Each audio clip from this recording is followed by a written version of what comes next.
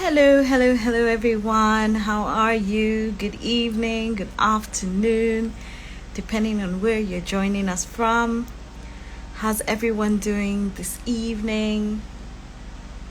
I'm just gonna wait. Hi, Cynthia. I see you. Welcome. I will be bringing you on soon. Hi, everyone. Welcome. I hope you had a lovely day.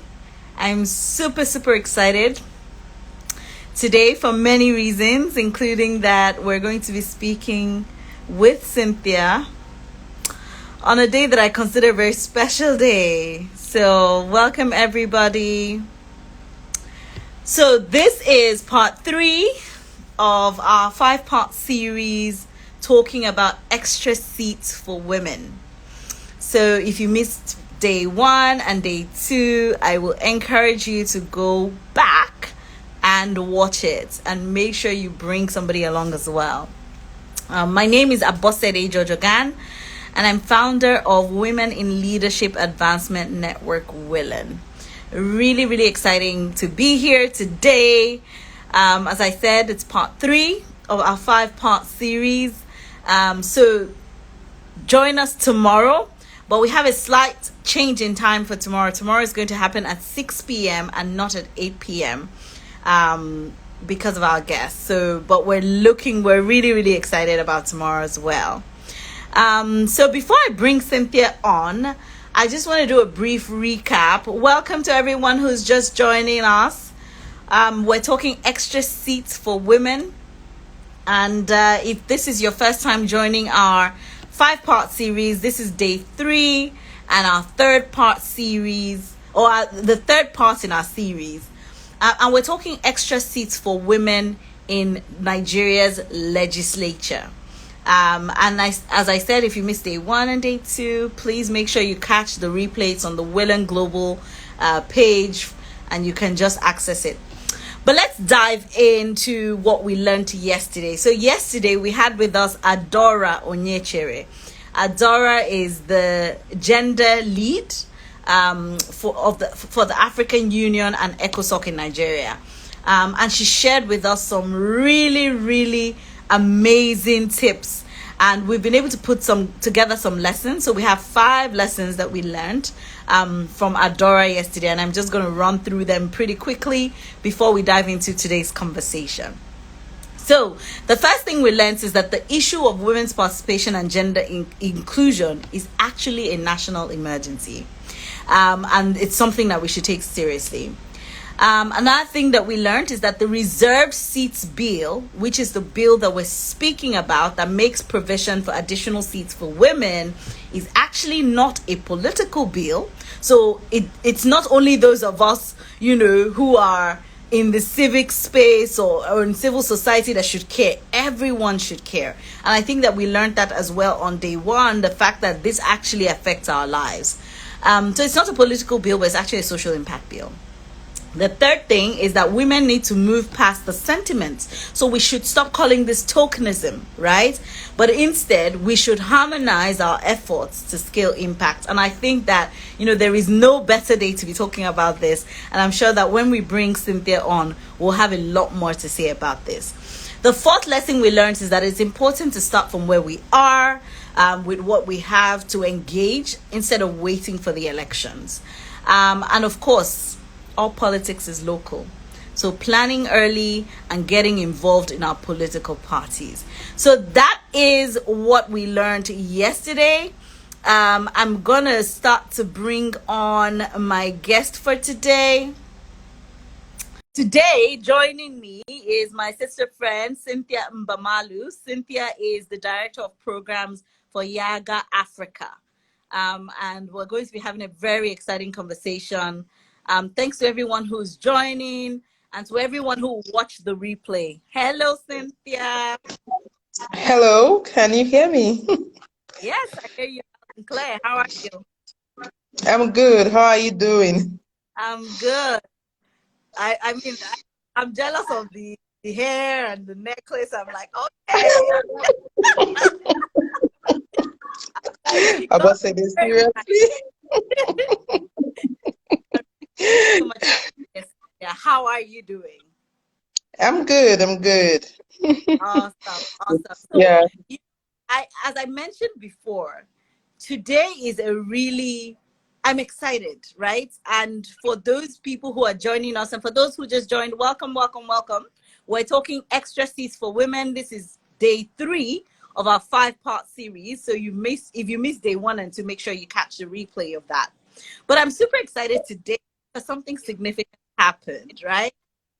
We saw the video of the first lady of this country, right? Accompanied by the Minister of Finance and the Minister of Women Affairs, Yeah.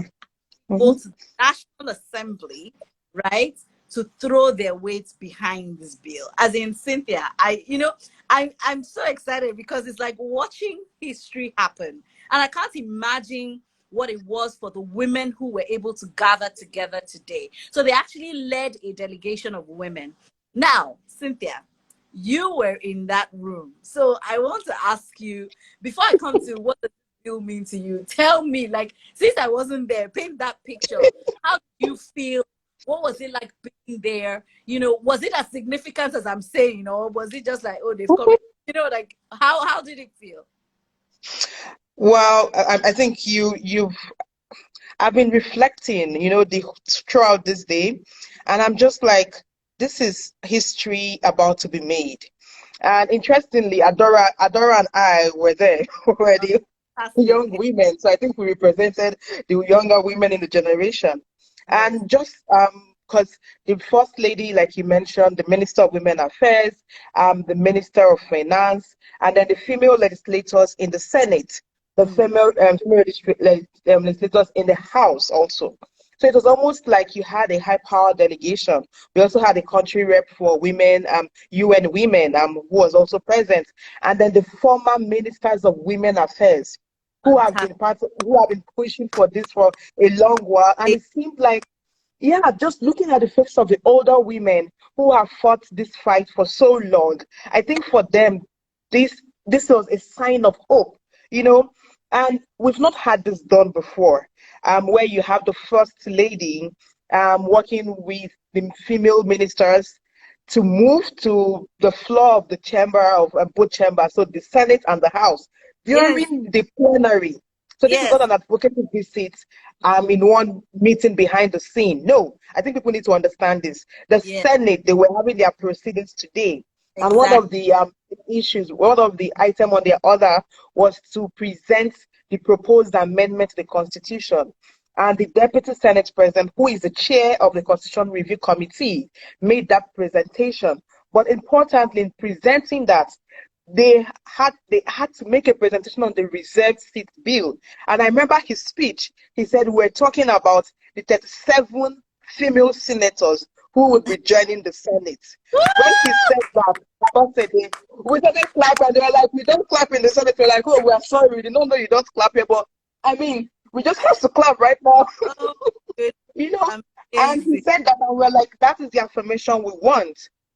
And the Senate president recognized the first lady and actually spoke to the senators and said the first lady is here because her office and even the office of the president and the women in the executive working with Nigerian women are asking for this bill to be passed. Because, and it made an important conversation because we need Nigeria to become one of those countries that actually would boast of women representation in its Absolutely. government. And I think that was just amazing. I mean, there were other bills of women, but this particular bill was fantastic. From there, we moved to the House of Reps sitting also. They had the plenary, and again, they invited the First Lady and those of us, part of the delegates, we boldly walked in, we sat, and they also presented the bill, and the speaker acknowledged the presence of the First Lady. Mm. And he said, everyone, they both said it, and they said there are two kinds of lawmakers. We have the female lawmakers and we have the he for she's. And he Mm. said in the speech in the House of Reps, the speaker said, in the House of Reps, all men lawmakers are he Ah, for she's, yes. and they have to support this bill. And the Senate president also said that too. And I mean, the house, we clapped. They didn't stop us from clapping. So we clapped. And I think for me, it's symbolic. I mean, if So, we followed, yeah, if you follow the process of constitutional amendment, this is the first time that this proposal is actually presented in this manner in both chambers. The 2018 process, there was a proposal for affirmative action for women. It did not get this level of recognition. We did wow. not have this proposal. I mean, this in the 2022 in 2012 amendment process, the women issues did not even make it to the votes. So this is the first time, honestly, that we have the full attention of both Yes. the Senate and the House of Representatives Wow. just to support this bill. And I think it was really seeing the older women who have been in Yes. the process Yes. being there, and just the joy, and we were congratulating each other, like, and we're saying, okay, the work continues, right? Wow. But at the Wow. moment, we needed we were happy to I'm see that level of so acceptance. made. Absolutely. Yes, it was amazing, honestly. And fingers crossed, the work continues. This is not the end. This is just the beginning. It is just the beginning. But thank you so much for sharing that. And I mean, taking us in there with you. I must acknowledge those older women, and on whose shoulders we stand, because they've walked a very long road. And Yeah, I can't wait for this bill to pass, because I want them to see it in their lifetime, like that mm-hmm. actually happened. So thank you so much for sharing that, Cynthia. And like you said, the work continues. But I think that one of the things that today signified and symbolized that is that unifying force of women, right? Because we're Mm-hmm. now not playing to the narrative, but we're actually defying the narrative, right? Mm-hmm. And Yeah. showing that we are united on this. And I definitely think that that's going to work in our favor. Fantastic. Yes. So let's move on. So, I mean, before we talk about what's next, we would have to start talking like this bill is going to be passed. But I want to know, for you, Cynthia, you're a young Nigerian woman. You've been working in the civil society space for a decade. You've been part of some of these processes. What does this bill mean? First, the bill symbolizes hope.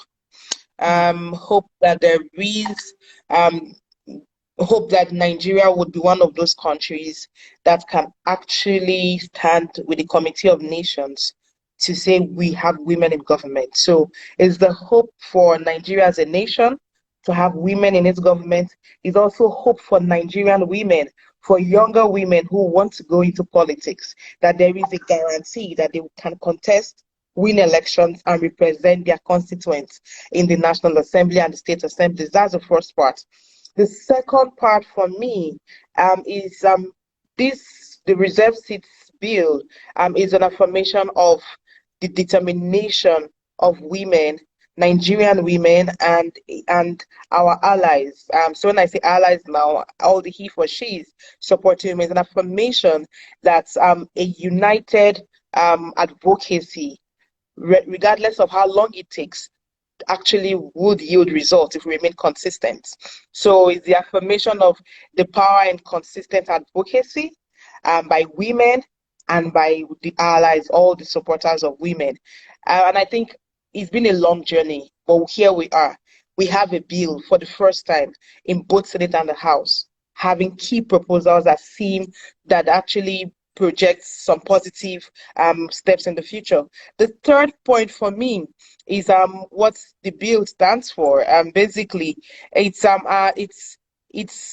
for me, this bill is the first step to actually claim that we are a democracy.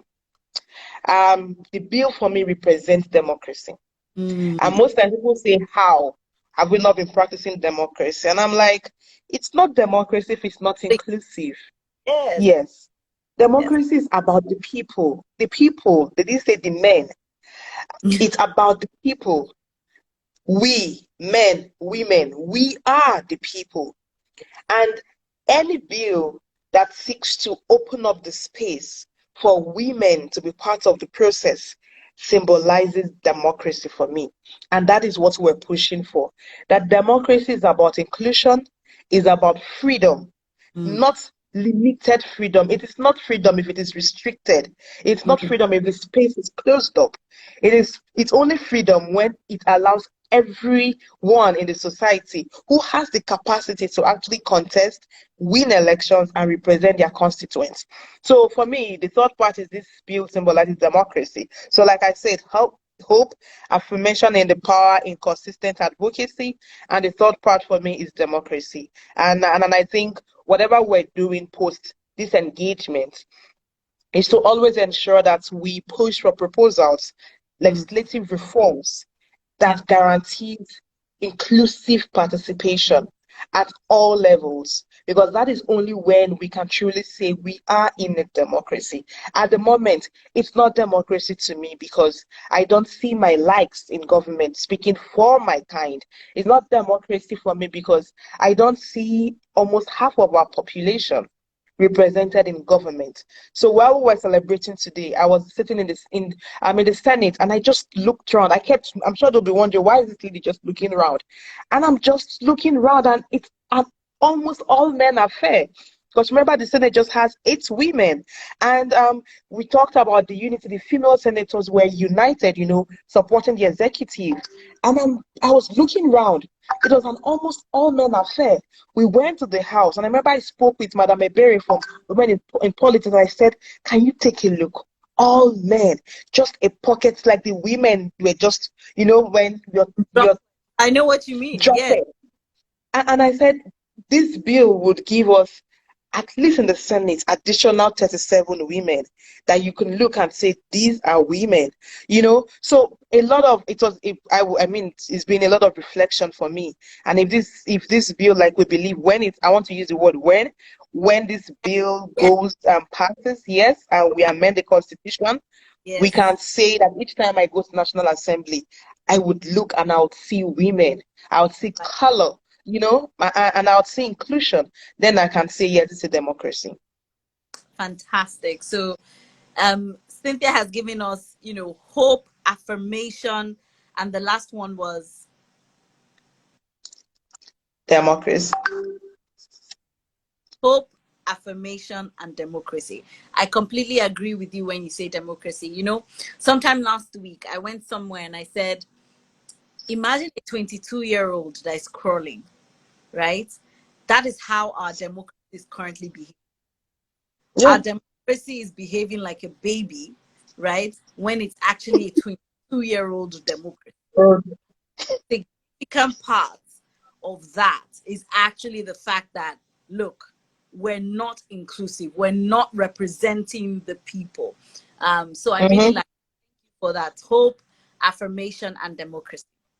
So now let's go to the people who are, who are going to watch this, who are joining now and saying, okay, so what does this mean for me, right? So you've told us what it means to you, but for the people who are going to watch this, hopefully not just women, men, and people who are citizens, what does it mean for Nigeria that this bill is passed, when it is passed, as we have agreed? Yeah, I think for Nigerians and for Nigerians watching or even interested in politics, I'll break us into sections. So I'll start with for Nigerian women, because we are the first layer of beneficiaries of these amendments, right? For Nigerian women, especially women in politics, for young women who intend to contest office in the future, what this means is once this bill is passed, hopefully before the next general elections, that there is a guarantee that political parties would give you, the women, the space to contest as candidates. And I need to explain why I'm emphasizing on contesting as candidates. Before elections, we see a lot of female aspirants who intend to contest for elections.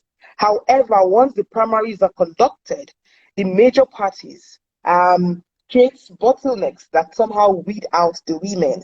So you have a lot of female aspirants, but post-party primaries, you don't see that same number contesting elections. What that means is the lesser the number of candidates that are women on the ballot, the lesser the chances for women to actually win elections. Because when you have more women contesting, you could have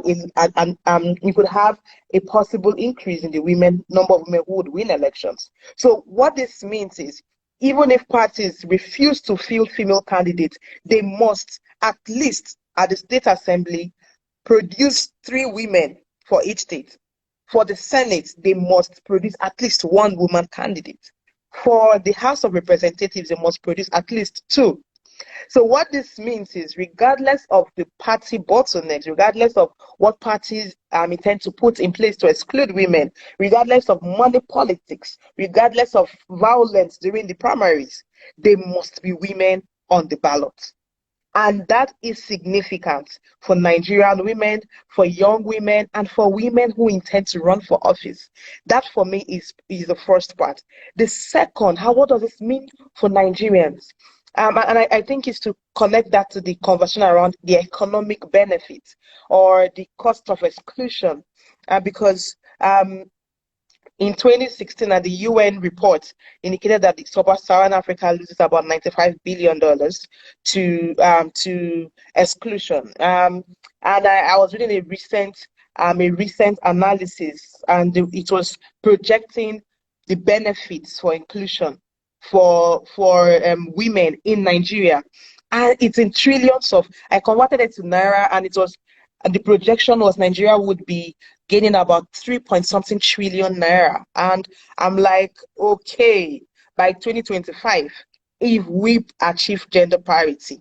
So the report basically does some projection on what's your possible economic gain when it comes to GDP of your nation. And I was just interested in Nigeria. And in my mind, I'm like, that is huge money. Most times we don't understand the cost of exclusion. And let's break it down for every Nigerian who would listen. Now, why the legislative houses? The National Assembly, the state houses of assembly, these are the arms of government that represent democracy. That is the hub of democracy. They have 3 important functions: lawmaking, representation, and oversight. Because you'll be asking, why do we care about women representation? Because this bill targets the legislative houses. Now, this is where the laws are made. This is where oversight. Oversight, basically, to break it down in simple terms, is the legislative arm ensuring that the executive is performing its function and is accountable for resources expended. So oversight basically is like the watchdog, the legislative house ensuring that the executive, including the president, the ministries, the departments, the agencies, all institutions with the power or responsibility to implement the national budget, that they actually implement this budget in line with the budgetary allocation and that funds are not misappropriated. That is oversight, basically. The third part is representation.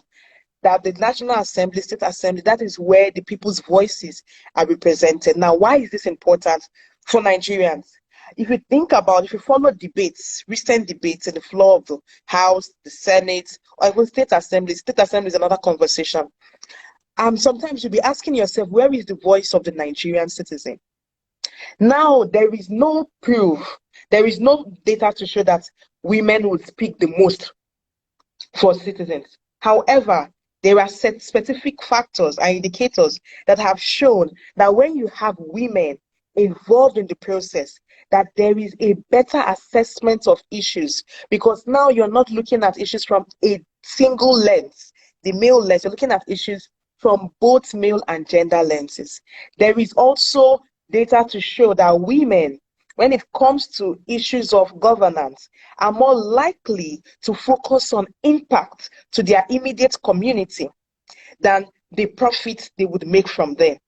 Now, these facts are out there, and if there is something we need to learn, it's from the response to COVID-19. The reports have shown that countries with women leaders perform better than countries with male leaders. Now, that alone proves the importance of women in government. So imagine if we had more women in the National Assembly and state assemblies. What will this do? It means the quality of laws When we talk about outdated laws, it means the quality of laws would actually represent the needs of the people. We have proposals that are made to just protect vested political interest rather than national interest. But issues around education, for instance, because women bear the brunt when their kids are out of school. Women bear the brunt where their children are done with school but have no employment. Women bear the brunt where there is huge insecurity and their kids are kidnapped or their families are killed or their husbands are killed. So think about policies, the legislations that would address issues of education, issues of security, issues of employment or economic opportunities, issues of health. Think about those policies. We're still dealing with situations where, I'm using the very layman term, where women die giving birth.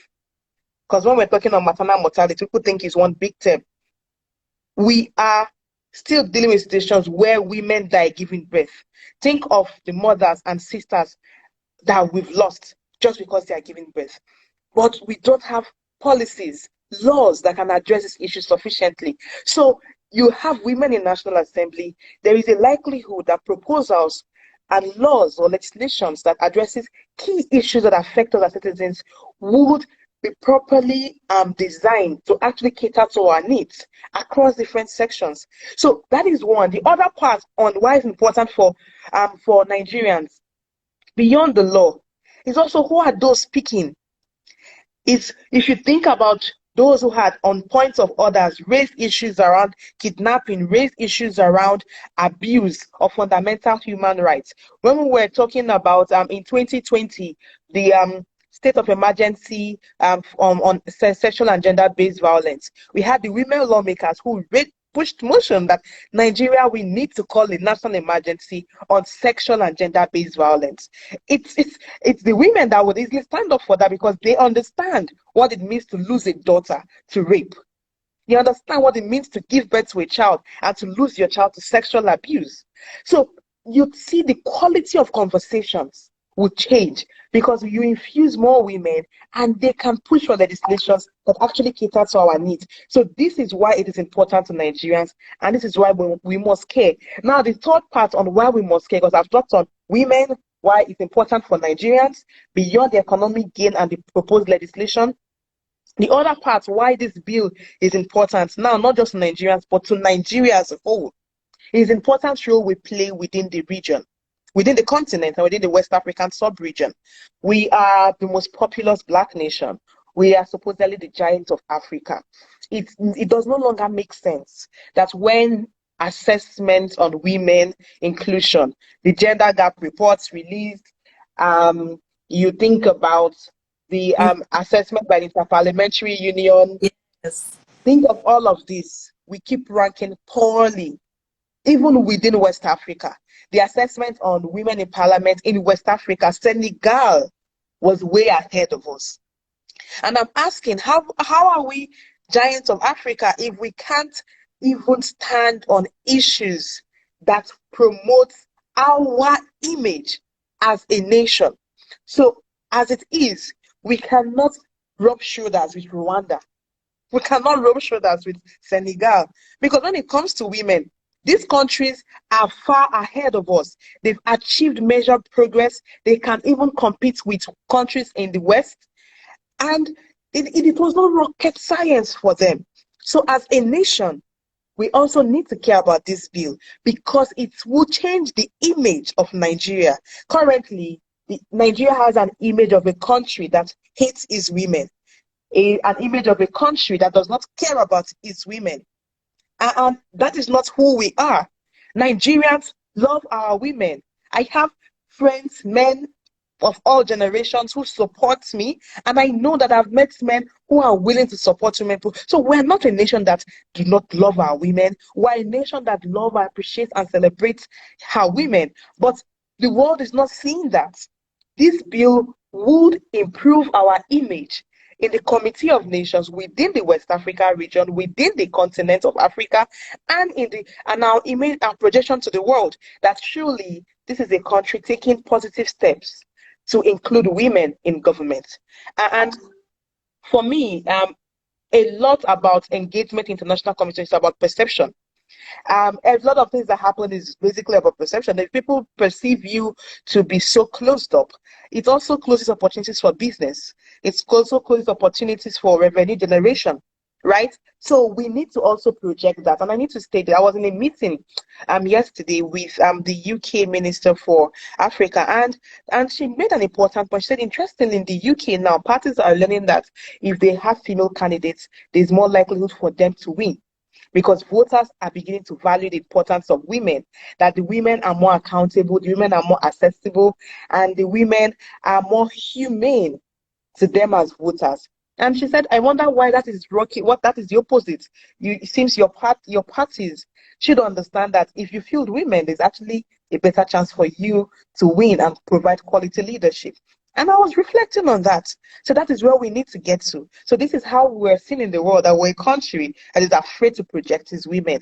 Yet we are the country that has Dr. Ngozi Okonjo-Iweala and Amina, right? So it's a contradiction in itself. So for me, this is important on these different fronts for Nigerian women, for Nigerians, because the benefits are, I can't list all the benefits at the moment because, I don't have the time to do that.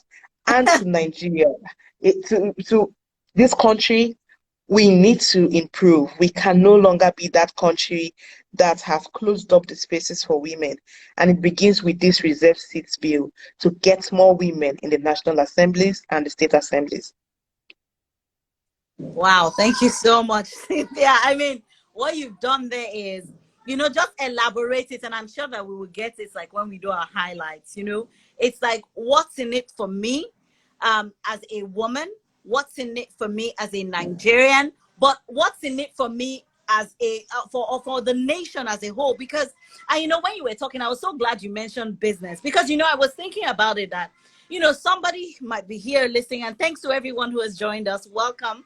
But somebody might be listening and thinking to themselves, wait a minute, why does this? And we talked about this on day 1 and day 2 as well. This is a 3-part series. Well, this is a 5-part series, and this is a 3. And we're talking about it again because, to be honest, I really want people to know that this affects you. It's so easy for you to think that this is so far out. But I think what I really appreciate about how you've broken it down is that really and truly, it's multifaceted even in its benefits. You see what I mean? So it's not just you, but it's that, this could transform your life, right? And I think that's, the point about that, the fact that this is not a political bill. This is a social impact bill. This is a bill that could be the difference between us achieving the sustainable development goals or not, right? So it's really a bill that affects us. I don't know how else to say that, but thank you so much for the way that you have broken it down. And, hopefully somebody here who's listening, whether they're a woman, whether they just see themselves as citizens of Nigeria, or whether they're just people who want to be proud of the nation, right? Especially if you're based in diaspora or something, and you just want to be proud of the nation that you're from, that you call your home country. Because like you said, in the Committee of Nations, they're laughing at us, they're like, really? Because we are half of the population, which is the it's just weird and odd, right? If it was that we were 20% of the population, then people might feel justified to say, oh, we're excluding them because they're not that many. You see what I mean? The truth is that at the end of the day, they're just excluding women, right? Because we're excluded, and that's excluding half of your population. It really doesn't make sense, Cynthia. And I understand, when you say you're grappling with it, because looking from the outside in, it's just not right, Yeah, it's not right, and we need to, how would I put it, right this wrong. Yeah, and I think that's what the reserved seats bill presents. And those people who have joined us, we're talking about a bill that's currently part of the ongoing constitutional amendment process. It will soon go to the floor of the National Assembly to be voted for. And really, what we're saying is that all of us should be supporting this bill. All of us should be aware of it. All of us should be talking to other people about it, and let it get to our representatives, right? The people who represent us. Like you said, the legislature represents us. They should represent our voice and our interests, right? So let it get to them supporting this bill. There is no reason why we will not support it. We see the benefits. Like you said, the cost of exclusion, right, is incomparable to the additional cost of these, 200 and something seats. It's just incomparable. We lose so much by not having women that we cannot compare it to a minuscule, budget item. Do you know what I mean? And so that's the conversation we want to be having. So let's move on to 2023. It's in the horizon. What is your outlook for 2023, especially in view of the fact that we see that this bill will be passed? How will this be different from 2015 or 2015, or what is going to be the outlook when this bill is passed for the next election? I think for me the first, because I was discussing with a friend and I said this bill for me will change the trend of participation in the North. Why do I say that? Currently, we don't have a female representative from the states in the Northwest in the National Assembly. Not in the Senate, not in the House. In the state houses of assembly, we have one in Kaduna, in the State House of Assembly. I think actually that's the only one in the Northwest, because the other is in Northeast. The other is Northeast. So what this bill, what the immediate outcome that we can hold on to with this bill is that at least for the first time in a long while, women in the Northwest who always contest during elections, not like they've not been contesting at primaries or they've not been contesting for office, but that for the first time, we're going to have women in state houses of assembly in all states, that we will have women regardless of what parties want. That for me is do you know what this means about Sede? That states like Kano that has almost 40 seats, there is no woman. So you go into the state assembly, it's all men. We have 991 seats in the state house of assembly across the 6 states. 991, only 44 women. 991. So what this bill basically does is ensures that state houses of assembly where women have been contested but have been marginalized or excluded from the process, that for the first time these women would win elections and would sit in those houses of assembly. That's one. It also means that we would have women representing their states in the Senate and in the House of Reps. At least one woman will represent a state in the North in the Senate. At least one. In the House, at least two. So that for me is the immediate. That regardless of what parties do, because parties want to have representation in government, they must produce women that would occupy the seats. That's the first. The second for me is also the quality of contest. Because most times people think, oh, this seat will just mean we would bring any woman from anywhere and put in there. I think that is a misconception, and I'm glad Adora touched on it and Kiru touched on it on Monday. Is also the fact that the quality of contest for elections would be improved. How? We've had situations where we've seen violence deployed during elections. We've had situations where we've seen political parties do everything outside the books to get people into office. But this time around, we'll be infusing some, what I like to call feminine energy in the system, in the political contest. Not just that, we would see women contesting for elections and showing us how elections should be contested, because they will be vying for these seats. Now, they do not need to amass the wealth that the men would want to use to change the process, because now they'll be contesting based on their capacity, because every party will produce women candidates, so they'll be contesting with fellow women. And what we'll be seeing is women showcasing their capacity during elections. Now, I believe that would change the mindset of the voter, who thinks that all they need is to get monies from people to vote them in. And we've seen an increase in the trend of vote buying. This time around, we would see women who know that it's not about the money I have, it's about my capacity, because now I'm contesting with fellow women. If I don't show my constituents why they should vote me as against this woman from this party, they would not vote me. So the context will change. The issues will be different. And once we start to change the context, once we start to change the issues, it informs the political climate. And people will begin to see that, oh, actually, campaigns can be about issues, not about money. Campaigns can be about competence, not about power brokers or godfathers. And people can believe that, oh, campaigns can actually be about the people, not about the politicians campaigning.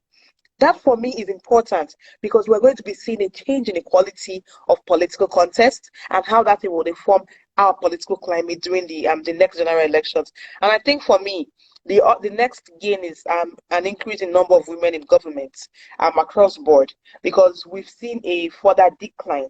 And honestly, Abosede, if we lose this bill, the projections indicate that this small 4 point something% we're celebrating, because I mean, we're not like we're celebrating it too, but the projection shows that we would have a further decline of women in government. The projection actually, from what we've seen within the parties, is that they are less inclined to field women in 2023 elections, because parties will be going head to head. Both the APC and the PDP, they are fighting tough this time. And we've seen it already in conversation around zoning. We can see the climate is heated up already. And in all of this conversation, women is not an issue. Gender is not an issue. So if we don't have this bill, there is a likelihood that these 13 members in the House of Representatives would further reduce. There would be a drop in the number, a decline in the number. That is 8 in the Senate, there would be a decline. In the state assemblies, we may have a further decline from the 44 that we have. And that for me will be poor. So for me, this bill will, at least in the next elections, we can check the box that we have an increase in the women who won elections and who are sitting in the Senate, in the House, and the state assemblies. And I think what is important for me is not just that we have women occupying these additional seats that women occupy. It's because we also will have women contesting for the other seats, because the bill does not preclude women from contesting for the other 109 seats or 360 seats in the House of Reps or the ones at the state assemblies. No, it actually has a specific provision that says that women will still contest for these other seats, but that this additional seat will be reserved. So there's a likelihood that in addition to the one person who from a state in the Senate, there may be another female senator who won the seats for the other 3 senatorial districts. So we're looking at the marginal increase in the next elections. We're not saying it's going to be all great and all women, we're not saying we're going to see one, spontaneous change. It's a gradual process, but at least we would have women represented in government. That for me is the outlook for the next elections, because at the moment, these parties are not really thinking women as they negotiate. The conversation now is on zoning. The conversation now is people cross-carpeting to the other parties where they think they have better chances of winning. The conversation now is about which party would win, but no one is talking about women inclusion. And we're already seeing that in the pre-elections phase. Fantastic. Thank you so much, Cynthia. I mean, you've really, really highlighted like I said, it's a multifaceted benefits, isn't it, to this bill? Yeah. It affects everyone at every level in multiple ways. So it's, that's what you call a good thing. If there's any way to put it. It's a good thing. On angles, there's no reason why we shouldn't be supporting it. But thanks to everyone who's just joined us. Welcome. If you have questions, I would encourage you to start to put it in the comments section. And Cynthia, we do have a question from because the reason we're having this is for the people in public to really engage in this conversation, right? To get educated. I know Marini says, I agree that we need more women.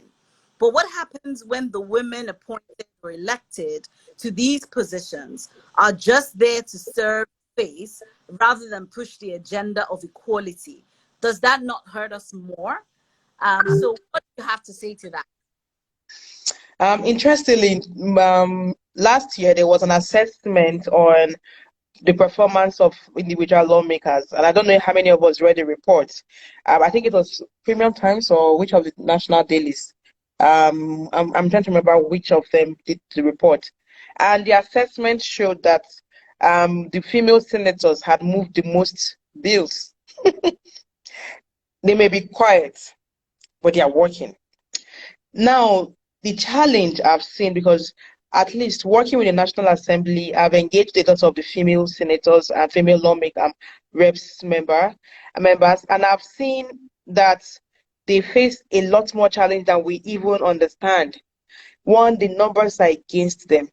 So for some of them, they need to lobby so hard to get proposals in. And most times when we don't see results at the speed at which we want to see that, or the pace at which we want to see that, it's easy to assume that they are not working. But honestly, I'm not saying all the female lawmakers are performing optimally, right? But we have a reasonable percentage who are doing a lot of work in the Senate and in the House of Representatives, whether at the committee level or just as lawmakers representing their constituents. Most times we don't have this information out there, but I was so glad the report was released last year. And my interest was the fact that no one sponsored this assessment. It just showed that the female lawmakers were performing. So the question was, imagine if we had a higher percentage of women in these chambers in this National Assembly. That would have changed a lot of things. So we do have women who are pushing for issues around equality, proposals on economic empowerment, proposals on poverty alleviation, proposals around education, proposals around human rights, proposals around inclusion pushed by women. Let's just take an example with the Gender and Equal Opportunities Bill. There's been a woman who has been pushing and fighting. Has she lobbied enough? Yes. But is that sufficient? No, she needs to do more, because we need to remember that democracy is about number, it's a game of numbers, right? And same also in the National Assembly. For bills to be passed, you need two-thirds majority on most of the bills that are proposed. You need majority votes. And if women are just 8 of the 109 in the Senate, that is not majority. It means they will need to rally a lot more men to support them. If women are just 13 amongst the 360 members in the House of Reps, that is not majority. It means they need to lobby a lot more men to support them. And honestly, the women in National Assembly face a huge challenge. There are times where the patriarchy is so glaring. I've been in one of the meetings, and one of the lawmakers was speaking to a female lawmaker, and literally was saying, "Shut up." And the woman at one point was like, "Hey, I'm not your girlfriend. I'm an equal member of this house. Do not talk to me like that." We've seen situations where male lawmakers feel that the women should not speak when they are speaking because they are women. So a lot of women in National Assembly, beyond just representative, first need to assert themselves to let their colleagues know that we are equal members. You have one vote, I have one vote. So they are fighting patriarchy. They are fighting a system that is closed. They are fighting political interests, political dynamics. They're dealing with all of this, but they also have to represent the people. So they work for female lawmakers. They work for women in government. It's almost 3 times tougher than that for men, because men don't need to focus on issues around image or asserting their position. Once they are in, they are in. But women, even for their colleagues, need to always show that we are equal members. They need to also learn to manage egos and expectations, because sometimes when you lobby, you have to step down your ego. When you lobby, you need someone's support. You need to speak to them in the ways they understand. And have you tried to engage men in Nigeria?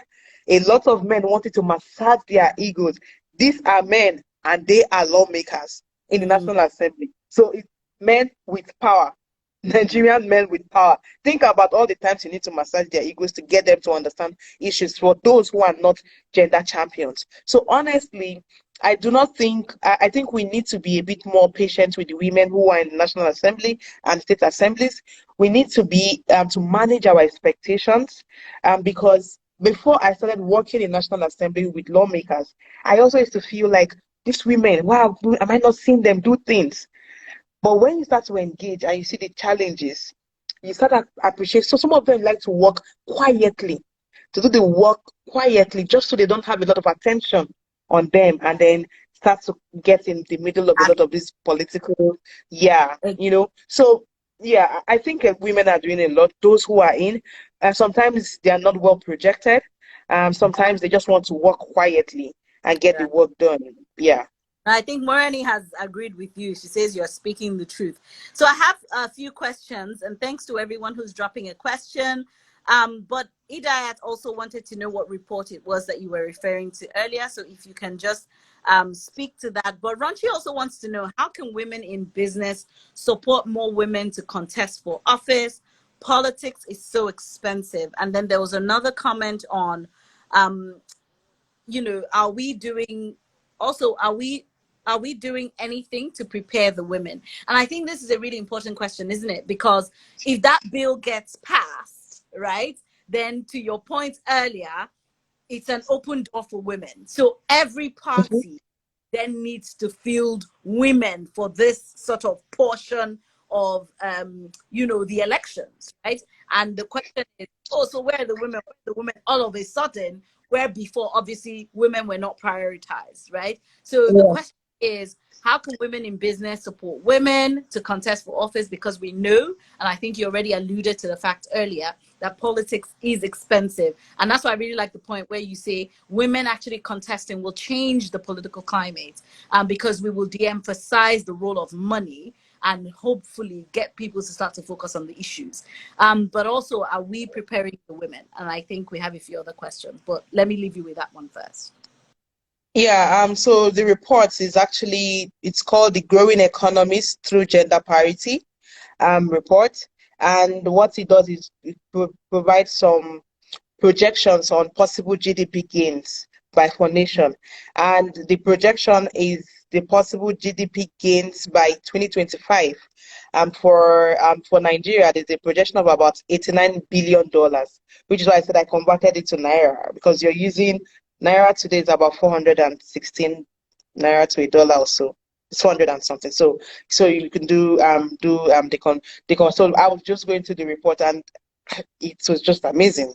This is a projected gain for gender parity if we achieve gender parity in Nigeria. In the conversation around how do women in business support, how can they support? I think basically is the name entails is business. We need money to contest elections. I think I don't believe in the term godfathers, but maybe we start saying we need more godmothers, but not in the negative term that it is used, of people who get people in office and get kickbacks from national wealth. That's not, but in the sense that we need more women who have money to put in monies to sponsor female candidates. You don't need to sponsor 100. You can just pick one woman contesting for an office who you think represents the values you care about, and provide resources for her to run. Now, fundraise when it comes to elections, we're yet to get to that level. So when I follow elections like the US elections, you know, you can go on the FEC website and see how much is donated to candidates. You could see $1, $5. You know, people donate as little as $1 or as high as, you know, $1,000 for candidates they care about in elections. Now we need to get to that level also, where we start to put our money where our mouth is, right? And I think that's where women in business can come in. Identify candidates you believe connect with your issues and represent the values you want to project, and support in any way possible. It could be through supporting their fundraising initiative. It could even be through paying for media time for them. You know, most times we don't understand. We underemphasize the importance of media. If you just pick one woman and say, what I would do is to pay for your airtime on national TV stations, radio stations for a period of 1 month. Go on air and talk about your campaign, or put your videos or put your jingles out there. That is huge support, right? And what this does is it gives visibility to the women who are contesting. So for me, for women in business, we need a lot of women in business coming into this space, because this is what the men do. This is what the male counterpart do. They put in their monies to support this candidate. Most of these candidates don't raise the monies themselves. I mean, even the President Buhari, he could not finance, and I'll say all sorts of responsibility. Alone, as President Buhari in 2015, he would not have been able to fund his elections to win. So he had people supporting that. So there is no shame in fundraising during elections. And we need a lot of women in business to actually get into the political space, because with women in government and better policies, there's also a direct impact of economic policies that affects growth of business, or that becomes a limitation to businesses in Nigeria. So that's important. That for me is how women in business come in, and I hope they will be listening, because we actually need a lot of women to bring in monies to support women candidates in the next elections. Absolutely. Yeah, did I miss any question? Yeah, so there was one about how are we preparing them. But let me just add, I'm being very mindful of time, and obviously I want to be respectful of your time. But there's another one that says, and I think this is really important. So Eggy Flores says, how can political parties be coerced? Maybe that's not the right word, but it's almost necessary, isn't it, to allow women take up decision-making roles in their various parties. And I guess the point is, it begins. He or she says it begins from there. This reward system and patron-client rules need to be trashed. And then there was another suggestion, I would say, from Ronchi that said, how can we get men to sign a women pact, right? That they must appoint 40% of women.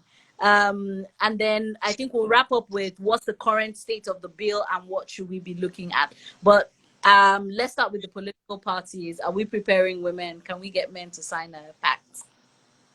Yeah, I think there's a lot of work going on to build women, to support women candidacy, both young women and the older women. I think there are actually several initiatives at the national and subnational level supporting women candidacy. I know we've had several meetings with women who want to contest elections. We even have the young woman, Khadija, who has put it out there that she wants to run for president. So there's a lot of there's a lot of people inspiring women to run and supporting women to contest elections. So that work is ongoing, but it's not just a CSO or interested partners work, it's an everyone's work. If you know a young woman who you think should be in government, tell her, go run for office. Sometimes people just need that one encouraging message from someone to make that decision to contest for office. The part on political parties, there's been a lot of meeting with political party leaders. However, the APC will be going for their convention soon. So the idea, I know a lot of groups are waiting for all the parties to have their executives properly constituted and to engage the executives who would make the decisions in the parties. So the PDP, they were done with their convention. We have other parties also who are setting up their executives. For me, the engagement is with the party leadership, because they are the ones who make decisions. And if they commit to having women on the ballots, it would work. But that is dependent on their will, which is why we need the bill. And I move straight to the bill. Well, where is it now? And because parties can commit with words, they can sign a pact to get women in. The president said he would appoint women when he becomes the president. But look at where we are. How many women are in the cabinet in both in its first and second term? So we know it's not about words. It's not about pacts. Those are important, but that does not get us women in Nigeria. So what gets women in? The reserve seat bill, the constitutional amendment that provides a constitutional mandate for political parties to field women as candidates. Currently, the bill was presented, the Constitutional Amendment Committees in both Senate and the House. They have presented their reports to at plenary today in the Senate and in the House. So the report has been presented, and this bill was one of the amendments presented, hence our visit to the National Assembly. The voting would start, I think, 2nd of March, because they had mentioned they would be voting on the constitutional amendment bills from next week. What that means, we need to keep our eyes glued. We need to organize more to ensure we get the 2/3 majority vote, because we need 2/3 in the Senate and in the House to vote yes for this bill.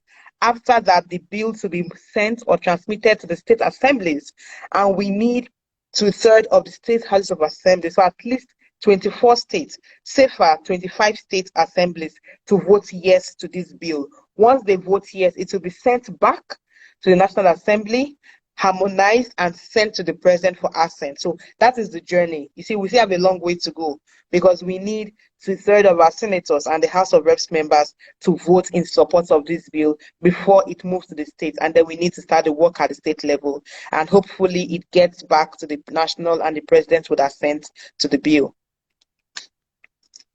Fantastic. Thank you so much, Cynthia. You've really shed a lot of light on, the importance of this bill to us, as citizens, as women, to the nation.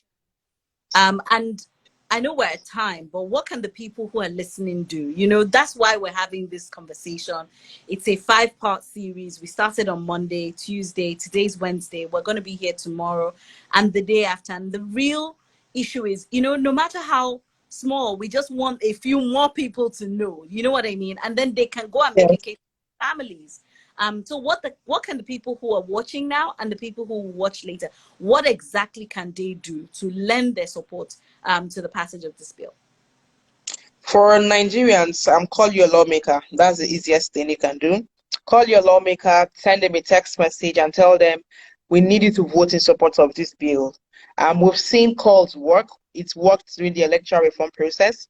I mean, we saw how effective it was when people were just calling their lawmakers and bombarding their phones. So call your lawmakers. The second is help educate your peers, 1-2 persons. Tell them about this bill, the importance of the bill. You can also get a copy of the bill. I think the Plaque website would have it. You can actually download it. There are other materials about the bill. So read about it and talk about it. Tweet about the bill. Post on Instagram about the bill. Do short videos about the bill.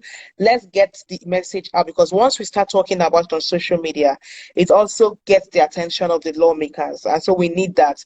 For our friends in the continent beyond Africa who are watching, I think we need that solidarity at this moment. So help us make this an issue on social media. So we're talking about why Nigeria needs women in government and why this bill is important to get women in. For those who have the resources, we need the funding to support women who want to run for office. A lot of women indicating interest now. Just follow their stories, find out who you need to support, and support that candidate, be it through messaging, tweets, monies or funds, whatever it is. I think that for me is important. And for international partners, we need the solidarity to engage our lawmakers and the government. Sometimes we have government listening to international partners even more than they listen to us as citizens because of the diplomatic relations and what have you. So I think it's important. This is also a priority issue in conversations that have leaders of Nigeria as part of those conversations. This should be priority issues to just put the message out in the front burner and to make it an important message. And I think lastly, to the media, let's make this a topical issue. Most times women issues are just seen as charity issues, so they're not priority national issues. I think we need our media houses, both electronic, both traditional and new media, to start talking about this bill. Let this be an important conversation, a national conversation, because that is the way we set an agenda. And the media plays an important role of setting an agenda on national issues and national discourse. So everyone has a role to play, honestly. Let's just support this bill in any way we can and get it passed for women to contest and win elections in 2023. Fantastic. I mean, no further comments, but let me just say thank you to you, Cynthia, for spending the last hour with us, and not just, sharing, you know, I mean, obviously you transported us with you to the assembly today, historic moment. And, you know, I really shared in that. And again, we are grateful, you know, to the First Lady, to the Minister of Women Affairs, to the Minister of Finance, and to all the amazing women who were part of that delegation, who really went to represent us and symbolize that we're united on this one, and we're counting on the National Assembly to actually pass the bill. And thanks to everyone who joined us. We really appreciate that you spent this last hour with us. Thank you, thank you, thank you. I see the love. So today was day 3 of our 5-part series. If you missed day 1 and 2, I will encourage you to go back and watch it. On day 1, we had Nkiru Uzodi from Plaque, and I mean, we've given you 5 lessons, but there's much more of 1 hour. And then yesterday we had Adora Onyechere, who also joined you today at the National Assembly as well. So thank you all so much for joining us today. Tomorrow we'll be on at 6 p.m. and not 8 p.m., but I'm sure that you don't want to miss it. I'll just give you a clue and say that we're going to have a man, because people will just be like, oh, where are the allies? We have allies, trust me. All right. Thanks, everyone. And thank you so much, Cynthia. Have a good evening. Thank you. All right. Bye, everyone. Thank you. See you tomorrow. Bye. Bye. Get your PVC. Bye. Bye. Bye. Yes, bye. Bye, everyone.